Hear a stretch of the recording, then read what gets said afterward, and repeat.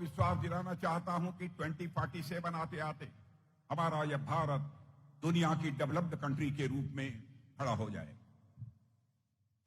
മാത്രവുമല്ല, ഞാൻ പൂർണ്ണ വിശ്വാസത്തോടെ നിങ്ങളോട് പറയാൻ ആഗ്രഹിക്കുന്നു, 2047 ആകുമ്പോൾ ഭാരതം ലോകത്തിലെ ഒന്നാം നമ്പർ പ്രഥമ സ്ഥാനത്തിലുള്ള രാഷ്ട്രമായി മാറുമെന്നതിൽ യാതൊരു സംശയവുമില്ല. बहनों भाइयों, भारत के इतिहास में पहली बार मोदी जी जो हमारे प्राइम मिनिस्टर रहे हैं, उन्होंने अपने काल में 4 करोड़ पक्के हाउसेस यहां के गरीबों को देने का काम किया है. इस बार जो इलेक्शन मैनिफेस्टो जारी हुआ है, उसमें हम लोगों ने डिसीजन लिया है कि आगामी 5 वर्षों के अंदर यहां के गरीबों के लिए 3 करोड़ और हम पक्के मकान बनाएंगे.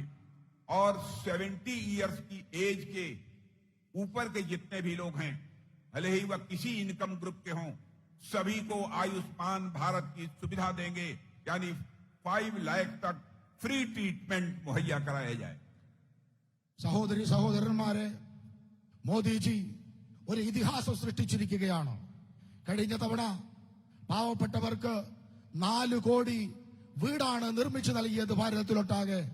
വീണ്ടും ഈ വർഷം പുറത്തിറക്കിയ പ്രകടന പത്രികയിൽ പറയുന്നു, അടുത്ത 5 വർഷത്തിനുള്ളിൽ 3 കോടി പുതിയ വീടുകൾ പോലും വീണ്ടും പാവപ്പെട്ട ജനങ്ങൾക്ക് നിർമ്മിച്ചു നൽകുമെന്ന് ഉറപ്പ് പറയുന്നു. മാത്രവുമല്ല, 70 വയസ്സ് കഴിഞ്ഞ എല്ലാ വിഭാഗത്തിൽപ്പെട്ട വൃദ്ധജനങ്ങൾക്കും ആയുഷ്മാൻ ഭാരത് പദ്ധതിയുടെ കീഴിൽ 5 ലക്ഷം രൂപയുടെ ചികിത്സാ സഹായം ഉറപ്പ് നൽകുന്ന പ്രകടന പത്രികയാണ് പുറത്തിറക്കിയിരിക്കുന്നത്. बीजेपी ने अपने मैनिफेस्टो में यह भी कहा है कि हम अपनी रिच कल्चरल हेरिटेज से ग्लोबल टूरिस्ट को जोड़ेंगे और अपने हेरिटेज को वर्ल्ड हेरिटेज के लेवल पर ले जाएंगे. उस हाइट तक हम पहुंचाएंगे. ഭാരതീയ ജനതാ പാർട്ടിയുടെ മാനിഫെസ്റ്റോയിൽ പ്രധാനമായും നമ്മുടെ കൾച്ചറിനെ അടിസ്ഥാനമാക്കിക്കൊണ്ട് ലോകത്തിലെ ടൂറിസം മാപ്പിൽ 1ാം സ്ഥാനത്തേക്ക് എത്താനുള്ള പ്രവർത്തനങ്ങൾ നടത്തിക്കൊണ്ടിരിക്കുകയാണ്. हम लोगों की प्लानिंग है कि केरल को पूरे वर्ल्ड के एक बिग टूरिस्ट डेस्टिनेशन के रूप में केरल को खड़ा कर दिया जाए. यह हमारी गवर्नमेंट चाहती और यह हम करेंगे. നമ്മുടെ കേന്ദ്ര സർക്കാരിന്റെ ഉറച്ച വിശ്വാസമാണ് കേരളത്തെ ടൂറിസ്റ്റിലെ ഏറ്റവും വലിയ ഹബ്ബാക്കി മാറ്റും എന്നതാണ് പ്രഖ്യാപനം. അത് തീർച്ചയായും നടപ്പിലാക്കാൻ കഴിയുമെന്ന് നമ്മൾ വിശ്വസിക്കുന്നു. और भारतीय जनता पार्टी केरल में इको टेररिज्म के नए सेंटर्स भी बनाएगी मध्य प्रदेश सिस्टर. और इससे हम होम स्टे के जो अवसर बनेंगे उसका बड़ा लाभ हमारे ट्राइबल फैमिलीज को मिलेगा. बीजेपी गवर्नमेंट होम स्टे के लिए विमेन्स को फाइनेंशियल हेल्प भी देगी. ഭാരതീയ ജനതാ പാർട്ടി കേരളത്തിൽ ഇക്കോ ടൂറിസത്തിന്റെ വികസനത്തിൽ അടിസ്ഥാനമാക്കിയുള്ള വികസന രേഖയാണ് പറയുന്നത്. ഇവിടെ എല്ലാ സ്ഥലങ്ങളിലും ഹോം സ്റ്റേകൾ നിർമ്മിക്കാനുള്ള പ്രവർത്തനമുണ്ടാവും. പ്രത്യേകിച്ചും നമ്മുടെ ആദിവാസി മേഖലകളിലൊക്കെ തന്നെ അതിനുള്ള പ്രത്യേക ഹോം സ്റ്റേ ഉണ്ടാക്കുകയും അതിനായി സ്ത്രീകൾക്ക് വേണ്ട ലോണും ധനസഹായവും നൽകാൻ ഭാരതീയ ജനതാ പാർട്ടി മാനിഫെസ്റ്റോയിൽ ഉറപ്പിച്ച് പറഞ്ഞിരിക്കുകയാണ്. हम लोगों ने अपने इलेक्शन मैनिफेस्टो में यह भी कहा है कि हम कोस्ट लाइन प्रोटेक्शन के लिए भी काम करेंगे. और ये केरला के मेरे फिशरमैन साथियों के लिए बहुत ही फायदेमंद होगा, बहुत ही बेनिफिशियल होगा. इनकी लाइवलीहुड को जो एलडीएफ और यूडीएफ ने पिछले वर्षों में स्पॉइल कर दिया है, उसे हम बचाने की भरपूर कोशिश करेंगे. और हम फिशरीज के प्रोडक्शन और प्रोसेसिंग के लिए नए क्लस्टर्स भी बनाएंगे. और हम केरला के फिशरमैन परिवारों में क्वालिटी ऑफ लाइफ उनकी सुधारेंगे.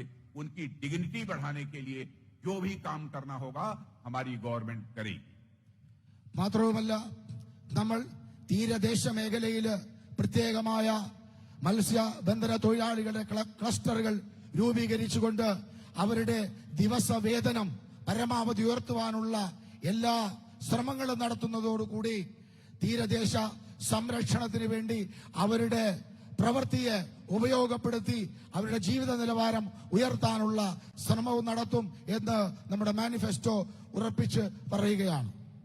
Brothers and sister, Bharatiya Janata party पूरे वर्ल्ड की सबसे क्रेडिबल पॉलिटिकल पार्टी है। भारतीय जनता पार्टी यह अकेली पार्टी है जो कहती है वह करती है। हमारे वर्ड्स और डीड्स में कभी अंतर नहीं होता है। സഹോദരി സഹോദരന്മാരെ, ലോകത്തിലെ ഏറ്റവും വലിയ പൊളിറ്റിക്കൽ പാർട്ടി എന്ന നിലയിൽ ഭാരതീയ ജനതാ പാർട്ടിക്കുള്ള ക്രെഡിബിലിറ്റി എന്ന് പറയുന്നത് എന്താണോ ഭാരതീയ ജനതാ പാർട്ടി പ്രസ്താവിക്കുന്നത്, പറയുന്നത്, അത് ചെയ്തു കാണിക്കും എന്നതാണ് ലോകത്തിലെ ഏറ്റവും വലിയ പ്രത്യേകത. ഇതുവരെ നടന്നതും പറയുന്നത് പൂർണ്ണമായും ചെയ്തത് തന്നെയാണ്.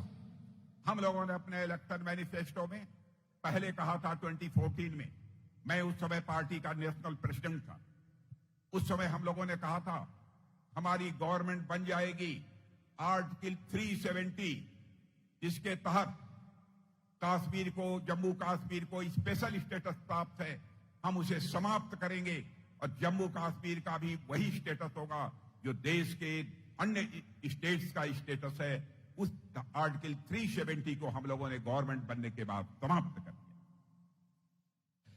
ഭാരതീയ ജനതാ പാർട്ടിയുടെ മാനിഫെസ്റ്റോയിൽ 2014 പറഞ്ഞത്, ആ സമയത്ത് ഞാൻ ഭാരതീയ ജനതാ പാർട്ടിയുടെ നാഷണൽ പ്രസിഡന്റ് ആയിരുന്നു. ആ സമയത്ത് പറഞ്ഞത്, ഞങ്ങളുടെ സർക്കാർ അധികാരത്തിൽ വരികയാണെങ്കിൽ ജമ്മു ആൻഡ് കാശ്മീരിലെ 370 വകുപ്പ് എടുത്തുകളയുമെന്നും അതുപ്രകാരം ഭാരതത്തിലെ എല്ലാ സംസ്ഥാനങ്ങളിലും ഉള്ളതുപോലെ തന്നെ ജമ്മു കാശ്മീരിലെ ജനങ്ങൾക്കും എല്ലാവിധ ആശ്വാസങ്ങളും ലഭിക്കുമെന്ന് പറഞ്ഞിരുന്നു. അത് ഭാരതീയ ജനതാ പാർട്ടി ചെയ്തു കാണിച്ചു. हम लोगों ने कमिटमेंट किया था हमारी गवर्नमेंट बन जाएगी तो अयोध्या की धरती पर राम टेम्पल बनने से हमें दुनिया की कोई ताकत रोक नहीं पाएगी, और राम टेम्पल अयोध्या की धरती पर बन गया है। रामलला की प्रतिष्ठा, प्राण प्रतिष्ठा हो चुकी है। रामलला अपने हट से निकलकर अपने पैलेस में पहुंच चुके हैं। मेरे बहनों भाइयों, मैं कॉन्फिडेंस से कह सकता हूं भारत में भी राम राज्य आएगा, ऐसा मेरा पक्का विश्वास है। സഹോദരി സഹോദരന്മാരെ, ഞങ്ങൾ അന്ന് പറഞ്ഞിരുന്നു, നമ്മുടെ ഗവൺമെന്റ് വരികയാണെങ്കിൽ തീർച്ചയായും അയോധ്യയിൽ രാമക്ഷേത്രം നിർമ്മിക്കുമെന്ന്. ആ രാമക്ഷേത്ര നിർമ്മാണത്തില് ലോകത്തിൽ ഒരു ശക്തിക്ക് പോലും തടയാൻ കഴിയില്ല എന്ന് അന്ന് ഞങ്ങൾ ഉച്ചസ്ഥിരം പ്രവചിച്ചിരുന്നു.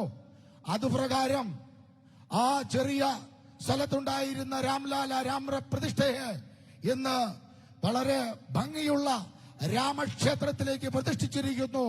ഞാൻ ഉറപ്പിച്ചു പറയാൻ ആഗ്രഹിക്കുന്നു, നമ്മുടെ ഭാരതം രാമരാജ്യമായി മാറുമെന്നതിൽ യാതൊരു സംശയവുമില്ല. जिस दिन लोगों के अंदर, हर भारतवासी के अंदर एक सेंस ऑफ रेस्पॉन्सिबिलिटी आ जाएगी, सेंस ऑफ रेस्पॉन्सिबिलिटी, कर्तव्य करने का भाव कि हमारी जिम्मेदारी क्या है, what we have to do, जिस दिन यह सेंस लोगों के अंदर पैदा हो जाएगा, मैं कॉन्फिडेंस के साथ कहता हूं उसी दिन भारत में राम राज्य आ जाए. ഞാൻ ഉറപ്പിച്ചു പറയുകയാണ്, നമ്മുടെ ജനങ്ങളെല്ലാം തന്നെ ഒരു കർത്തവ്യനിഷ്ഠയുണ്ടായി കഴിഞ്ഞാൽ തീർച്ചയായും നമ്മുടെ എല്ലാ ജനങ്ങളും തങ്ങളുടെ കർത്തവ്യം നിർവഹിക്കുകയാണെങ്കിൽ ഈ ലോകത്തിൽ ഭാരതം രാമരാജ്യമായി പരിലസിക്കും എന്നതിൽ യാതൊരു സംശയവുമില്ല. ब्रदर्स एंड सिस्टर्स, हम लोगों ने कहा था कि गवर्नमेंट बनेगी, सिटीजनशिप अमेंडमेंट एक्ट लागू करेंगे. आपने देखा सिटीजनशिप अमेंडमेंट एक्ट हमने पास कर दिया. कुछ लोग यह कंफ्यूजन क्रिएट करने की कोशिश कर रहे हैं, यहां पर बहुत सारे लोगों की सिटीजनशिप चली जाएगी. मैं क्लैरिफाई करना चाहता हूं, सिटीजनशिप अमेंडमेंट एक्ट या किसी का सिटीजनशिप को समाप्त करने के लिए नहीं है. यह सिटीजनशिप अमेंडमेंट एक्ट लोगों को सिटीजनशिप देने के लिए बना. മാത്രവുമല്ല, ഞങ്ങളത് പ്രഖ്യാപിച്ചിരുന്നു, നമ്മുടെ ഗവൺമെന്റ് വരികയാണെങ്കിൽ പൗരത്വ ഭേദഗതി നിയമം നടപ്പിലാക്കുമെന്ന്. ഇന്ന് കൃത്യമായ രീതിയിൽ പൗരത്വ ഭേദഗതി നിയമം നടപ്പിലാക്കിയിരിക്കുകയാണ്. സഹോദരി സഹോദരന്മാരെ, ഞാൻ പറയാൻ ആഗ്രഹിക്കുന്നു, ഈ പൗരത്വ ഭേദഗതി നിയമം ഒരിക്കലും ഒരാളുടെയും പൗരത്വം എടുത്തുകളയാനല്ല, മറിച്ച് പൗരത്വം കൊടുക്കുക എന്നതാണ് ഈ ഭേദഗതിയുടെ നിയമത്തിന്റെ പ്രത്യേകത. ब्रदर्स एंड सिस्टर, एलडीएफ हो, यूडीएफ हो, इनकी पॉलिटिकल कैरेक्टर की कोई क्रेडिबिलिटी नहीं. ये लोग केरला में आपस में हल्लू कूडल करते हैं, लेकिन दिल्ली में यही कांग्रेस और लेफ्ट दोस्ती बढ़ाने के लिए मोडीराम मातल भी करते हैं। പ്രിയപ്പെട്ടവരെ, ഇവിടെ LDF UDF അവരുടെ രാഷ്ട്രീയത്തിന് യാതൊരു തരത്തിലുള്ള വിശ്വാസ്യതയുമില്ല. ഇവിടെ കേരളത്തിൽ LDF UDF തല്ലുകൂടലാണ് നടത്തുന്നത് എങ്കിൽ അങ്ങ് ദില്ലിയിൽ ഇവർ നടത്തുന്ന ചടങ്ങ് മോതിരം മാറ്റൽ ചടങ്ങാണ് എന്ന് പറയാൻ ഞാൻ ആഗ്രഹിക്കുകയാണ്. यहां केरला में दोनों एक दूसरे के अगेंस्ट लड़ रहे हैं, लेकिन वही बगल में तमिलनाडु में कांग्रेस और लेफ्ट के बीच एक अलायंस है. ऐसा डुअल कैरेक्टर है इस LDF और UDF का. ഇവിടെ കേരളത്തിൽ LDF UDF പരസ്പര വിരുദ്ധമായി മത്സരിക്കുകയാണ്. എന്നാൽ തമിഴ്നാട്ടിലാകട്ടെ ഈ LDF UDF കോൺഗ്രസും കമ്മ്യൂണിസ്റ്റ് പാർട്ടികളും ഒന്നിച്ച് ഒരു അലയൻസായി മത്സരിക്കുകയാണ്. ഇവരുടെ ഇരട്ട മുഖമാണ് ഇതിലൂടെ മനസ്സിലാക്കുന്നത്. मैं केरला के रबर फार्मर्स की भी प्रॉब्लम्स को मैं जानता हूं. मैं रबर फार्मर्स के बारे में कहना चाहता हूं. हमारे रबर फार्मर्स को कितनी बड़ी समस्याओं से गुजरना पड़ रहा है, लेकिन LDF और UDF की सरकार अपनी आंखें बंद किए हुए. लेकिन जिस दिन हमारी गवर्नमेंट बनेगी सेंटर में, बहनों भाइयों, हम रबर फार्मर्स की प्रॉब्लम्स को भी रिजॉल्व करें. പ്രിയപ്പെട്ടവരെ, ഞാൻ ഇതിന്റെ കൂടെ തന്നെ റബ്ബർ കർഷകരുടെ കാര്യം എടുത്തു പറയാൻ ആഗ്രഹിക്കുകയാണ്. ഇവിടെ റബ്ബർ കർഷകർ അനുഭവിക്കുന്ന പ്രശ്നങ്ങള് LDF UDF ആ പ്രശ്നങ്ങൾ നേർക്ക് നേരെ കണ്ണടച്ചു നിൽക്കുകയാണ്. എന്നാൽ ഭാരതീയ ജനതാ പാർട്ടിയുടെ സർക്കാർ കേന്ദ്രത്തിൽ അധികാരത്തിൽ വരികയാണെങ്കിൽ തീർച്ചയായും റബ്ബർ കർഷകരുടെ പ്രശ്നങ്ങൾ പരിഹരിക്കാൻ വേണ്ട എല്ലാവിധ ശ്രമങ്ങളും ഉണ്ടാവുമെന്ന് ഞാൻ നിങ്ങൾക്ക് ഉറപ്പ് നൽകുന്നു.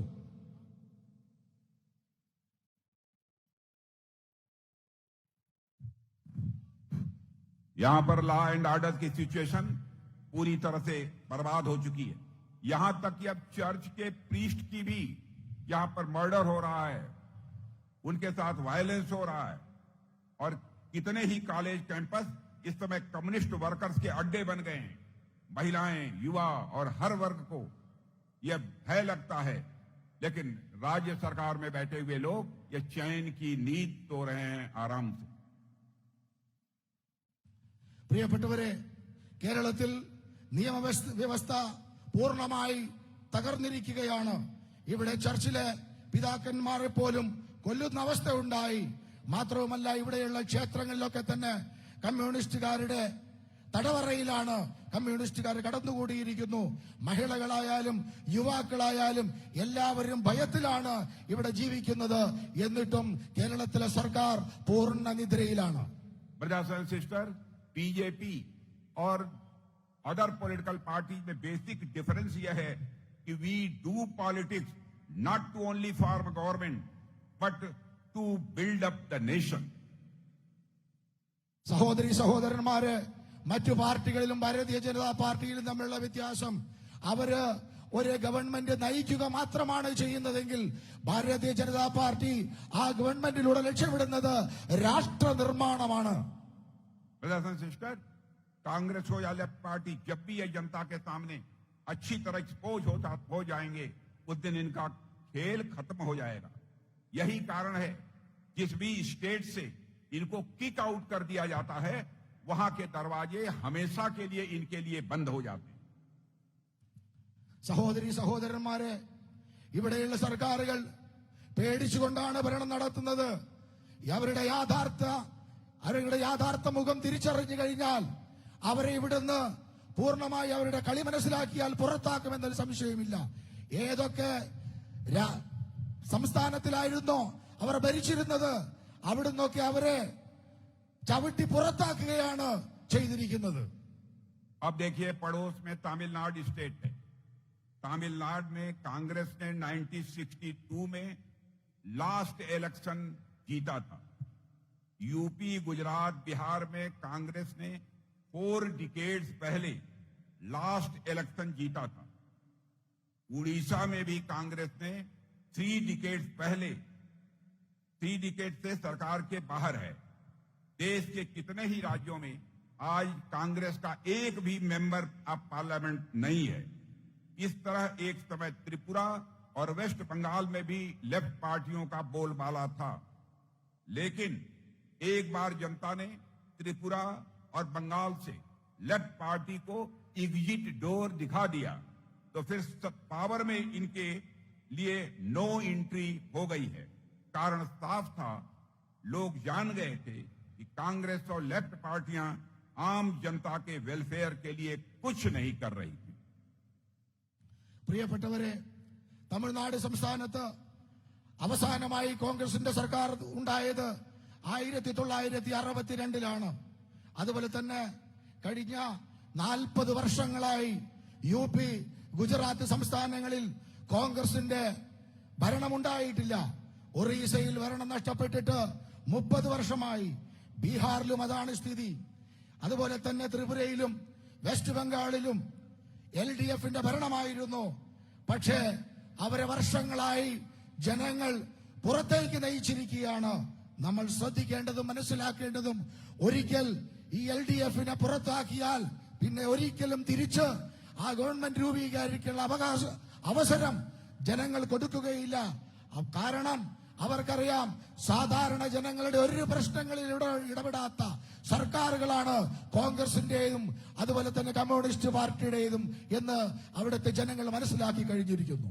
एक बार केरल में भी LDF और UDF को आप किक आउट कर दीजिए, मैं कॉन्फिडेंस के साथ कहता हूं, दूसरी बार केरला में LDF और UDF की फ्यूचर में एंट्री नहीं हो पाई. ഞാൻ ഉറപ്പിച്ചു പറയുന്നു, ഒരു തവണ LDFനെയും UDFനെയും ഭരണത്തിൽ നിന്ന് ചവിട്ടി പുറത്താക്കുകയാണെങ്കിൽ പിന്നീട് ഒരിക്കലും കേരളത്തിൽ ഈ രണ്ട് പാർട്ടികളും തിരിച്ചു വരില്ല എന്ന് വളരെ ആത്മവിശ്വാസത്തോടെ ഞാൻ പറയുന്നു. അവരുടെ രാഷ്ട്രീയ ഭാവി പൂർണ്ണമായും നഷ്ടപ്പെടുമെന്നതിൽ യാതൊരു സംശയവുമില്ല. लेफ्ट पार्टी और कांग्रेस एक दूसरे के इरटा हैं और अब केरला में भी इनका गेम ओवर होने वाला है. ഇവിടെ കോൺഗ്രസും കമ്മ്യൂണിസ്റ്റ് പാർട്ടികളും തമ്മിൽ മത്സരിക്കുന്നു. ഒരു തവണ യഥാർത്ഥത്തിൽ അവരുടെ മുഖം മനസ്സിലാക്കി കഴിഞ്ഞാൽ പിന്നീട് ഒരിക്കലും ജനങ്ങൾ അവരുടെ കൂടെ ഉണ്ടാവുകയില്ല. यह कहते हैं CPIM के लोग, हमारी गवर्नमेंट बन जाएगी तो हम इंडिया का न्यूक्लियर वेपन्स को पूरी तरह से डिस्ट्रॉय कर देंगे. मैं कांग्रेस पार्टी से पूछना चाहता हूं, CPM के इस वादे पर उनका क्या रिएक्शन?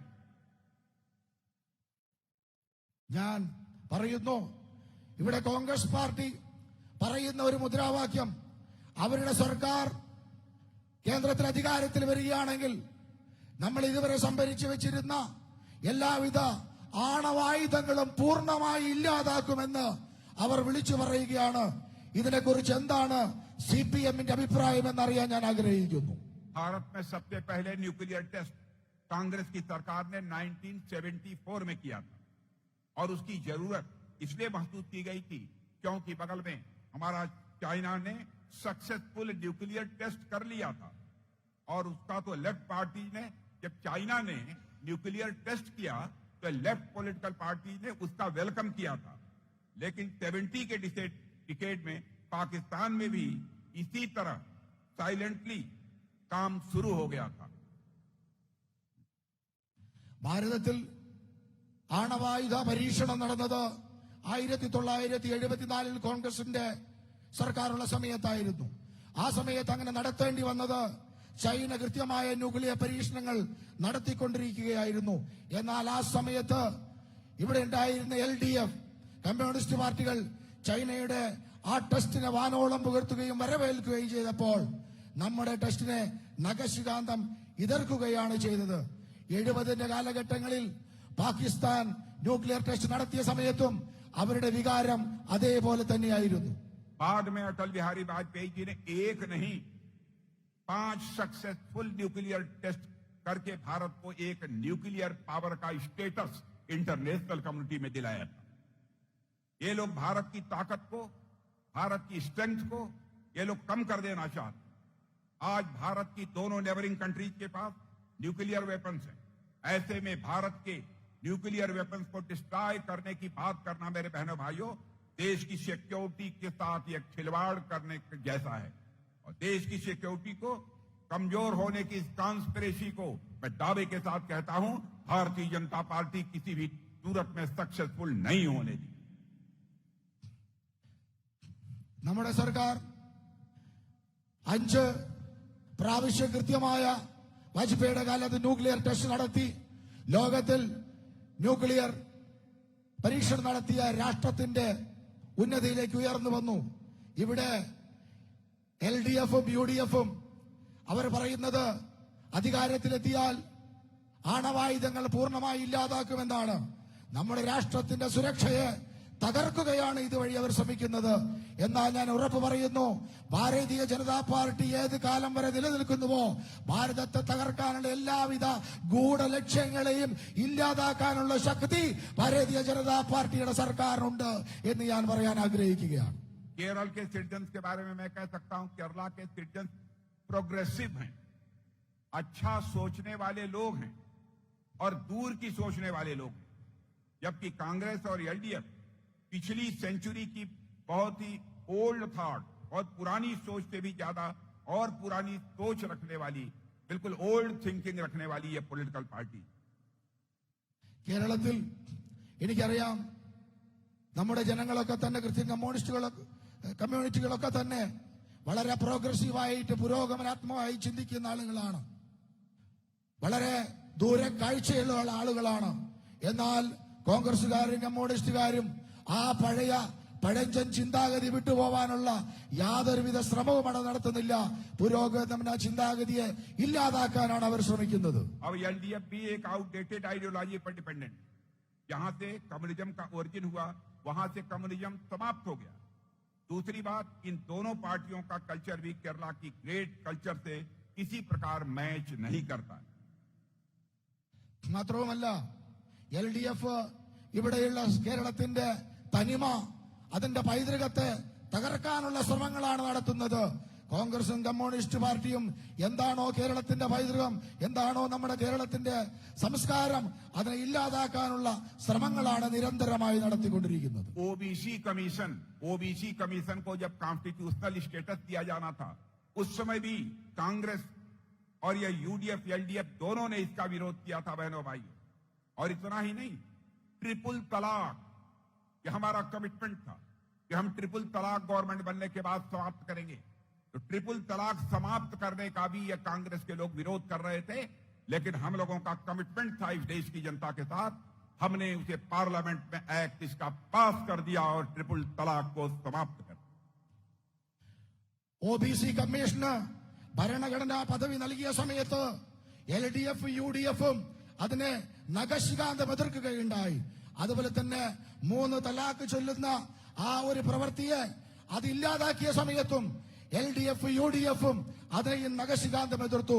എന്നാൽ ഭാരതീയ ജനതാ പാർട്ടി ഭാരതത്തിലെ ജനങ്ങൾക്ക് നൽകിയിരുന്ന ഉറപ്പ് പാലിച്ചുകൊണ്ട് പാർലമെന്റിൽ നിയമം പാസാക്കി ഈ 2 പദ്ധതികളും വളരെ ശക്തമായി നടപ്പിലാക്കാൻ വേണ്ടി സാധിച്ചു.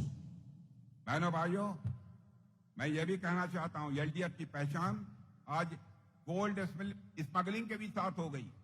UDF की पहचान सोलर पावर की लूट हो गई है। इन्होंने सिर्फ इकोनॉमिक करप्शन ही नहीं किया है, बल्कि केरल की कल्चर को भी डैमेज करने की कोशिश की। लूट का यह खेल मैं मानता हूं कि फर्म कन्विक्शन के साथ केरल की जनता को बंद करना चाहिए और भारतीय जनता पार्टी को मजबूत बनाना चाहिए। സഹോദരി സഹോദരന്മാരെ, ഞാൻ പറയാൻ ആഗ്രഹിക്കുന്നു, LDF പൂർണ്ണമായും സാമ്പത്തിക കവർച്ചയില് കളവിലാണ് വിശ്വസിക്കുന്നത്. അതുപോലെ തന്നെ UDF ഉണ്ടായിരുന്ന സമയത്ത് സോളാർ സ്കാം അത് നടക്കുകയുണ്ടായി. ഇവിടെ കളവും വഞ്ചനയും ഇല്ലാതാക്കണമെങ്കിൽ ഭാരതീയ ജനതാ പാർട്ടിക്ക് ശക്തമായ പിന്തുണ കേരളത്തിൽ ആവശ്യമാണ്. അത് നൽകണമെന്ന് ഞാൻ അഭ്യർത്ഥിക്കുന്നു. हमारे प्रधानमंत्री मोदी जी केरल जहां भी दुनिया के किसी विदेश में जाते हैं, बहनों भाइयों, केरला की ब्रांडिंग करते हैं। और पिछले 10 वर्षों में हमने देश के हर क्षेत्र में हर वर्ग के लिए जितना काम कर सकते हैं करने का प्रयास किया है। और आप जानते हैं, हम युद्ध के बीच हमारी जो नर्स सिस्टर्स थी उनको इराक से हम भारत वापस ले आए। और सूडान में जब सिविल वार छिड़ा हुआ था, तब बहुत मुश्किल हालात में भारतीयों को निकालने में भी हम लोगों ने कामयाबी हासिल की। നമ്മുടെ പ്രധാനമന്ത്രി പറയുന്നത് പോലെ ഇന്ന് വിദേശത്ത് ഭാരതത്തിലെ ജനങ്ങൾക്ക് ഏറ്റവും കൂടുതൽ അഭിമാനം ലഭിക്കുന്നു. കേരളത്തിലെ ജനങ്ങൾക്ക് കേരള ബ്രാൻഡ് അവർക്ക് ചെയ്യാൻ വേണ്ടി സാധിക്കുന്നു. വിദേശ രാജ്യങ്ങളിൽ യുദ്ധഭീതിയിലുള്ള സമയത്ത് നമ്മുടെ പൗരന്മാരെ സുരക്ഷിതമായി തിരിച്ചെത്തിക്കാൻ നമ്മൾക്ക് സാധിക്കുന്നു. ഇറാഖിൽ നഴ്സുകൾ അകപ്പെട്ടു പോയ സമയത്ത് നമ്മുടെ നഴ്സുമാരെ സുരക്ഷിതമായി ഭാരതത്തിലേക്ക് എത്തിച്ചു. അതുപോലെ തന്നെ സുഡാനിൽ സിവിൽ വാർ നടന്ന സമയത്ത്, യുദ്ധം നടന്ന സമയത്ത് അവിടെ ഉണ്ടായിരുന്ന എല്ലാ ഭാരതീയരെയും വളരെ സുരക്ഷിതമായി ഭാരതത്തിലേക്ക് എത്തിക്കാൻ നമ്മുടെ സർക്കാരിന് സാധിച്ചിട്ടുണ്ട്. रशिया यूक्रेन वार जब चल रहा था, आपने देखा कि रशिया की तरफ से भी मिसाइल चल रही थी, यूक्रेन की तरफ से भी मिसाइल चल रही थी, बड़ी संख्या में लोग मारे जा रहे थे। लेकिन हमारे भारत के रहने वाले, भारत के सिटीजन, हमारे कुछ स्टूडेंट यूक्रेन में मेडिकल एजुकेशन ले रहे थे, इंजीनियरिंग एजुकेशन ले रहे थे, मैनेजमेंट कोर्स कर रहे थे। उनके फादर मदर जो भारत में रहते थे वह बहुत परेशान थे। उन लोगों ने प्राइम मिनिस्टर से मिलकर यह अपील की कि हमारे बच्चों को आप यूक्रेन से बाहर निकालिए। बहनों भाइयों, हमारे प्राइम मिनिस्टर ने तुरंत रशिया के प्रेसिडेंट मिस्टर पुतिन से बात की, यूक्रेन के प्रेसिडेंट मिस्टर जेलेंस्की से बात की और 4.5 आवर के लिए वार रुक गई और हमारे मोर देन 22,000 स्टूडेंट वहां से यूक्रेन से चलकर भारत आ गए। നമുക്കറിയാം, റഷ്യ ഉക്രൈൻ യുദ്ധം നടക്കുന്ന സമയത്ത്, മിസൈലുകൾ നടക്കുന്ന സമയത്ത്, അതിശക്തമായ യുദ്ധം നടക്കുന്ന സമയത്ത് ഭാരതത്തിലുണ്ടായിരുന്ന പല വിദ്യാർത്ഥികളും, പ്രത്യേകിച്ച് ഭാരതത്തിലെ വിദ്യാർത്ഥികൾ യുക്രൈനിൽ കുടുങ്ങിപ്പോയൊരവസ്ഥയുണ്ടായിരുന്നു. അതിന് മെഡിക്കൽ വിദ്യാർത്ഥികളും മാനേജ്മെന്റ് സ്റ്റഡീസിലുള്ള വിദ്യാർത്ഥികളും ഒക്കെ ആ കുടുങ്ങിപ്പോയ സമയത്ത് അവരുടെ രക്ഷിതാക്കൾ വന്ന് നമ്മുടെ പ്രധാനമന്ത്രിയോട് അതിനെക്കുറിച്ച് അവരെ രക്ഷിക്കണം, അവരെ തിരിച്ച് നമ്മുടെ നാട്ടിലേക്ക് കൊണ്ടുവരണമെന്ന് അപേക്ഷിച്ച സമയത്ത് നമ്മുടെ പ്രധാനമന്ത്രി റഷ്യൻ പ്രസിഡന്റുമായി സംസാരിക്കുകയും യുക്രൈൻ പ്രധാനമന്ത്രിയുമായി സംസാരിച്ച് ആ യുദ്ധം കൊടുമ്പിരിക്കൊണ്ടിരിക്കുന്ന സമയത്ത് 4.5 മണിക്കൂറോളം യുദ്ധം നിർത്തിവെക്കാൻ നമ്മുടെ അതിശക്തനായ പ്രധാനമന്ത്രിക്ക് സാധിച്ചു. അങ്ങനെ എല്ലാ ഭാരതീയരെയും വളരെ സുരക്ഷിതമായി ഒരു പോറലും കൂടാതെ നമ്മുടെ രാഷ്ട്രത്തിലെത്തിക്കാൻ നമ്മുടെ പ്രധാനമന്ത്രിക്ക് സാധിച്ചു. केरला में गरीबों, मजदूरों, महिलाओं और गल्फ से लौटे लोगों के पैसे की खुलेआम लूट हो रही। केरला में 300 से ज्यादा कोऑपरेटिव बैंक है, मैं जानता हूं, और इनके पास केरला के लोगों का करीब 1 लाख करोड़ रुपया जमा। सीपीएम के करप्शन की वजह से यह पैसा रिस्क में पड़ गया। कितने कोऑपरेटिव बैंकों में सीपीएम के सदस्यों द्वारा गरीबों का पैसा लूटा गया। इस करप्शन में सीपीएम के लीडर्स को जो प्राइज मिली है वह भी सैकड़ों करोड़ रुपए में है। കേരളത്തിലെ പാവപ്പെട്ട ജനങ്ങളുടെ, കൃഷിക്കാരുടെ, സ്ത്രീകളുടെ എത്രയോ ലക്ഷക്കണക്കിന് രൂപകളാണ് കൊള്ളയടിച്ചിരിക്കുന്നത്.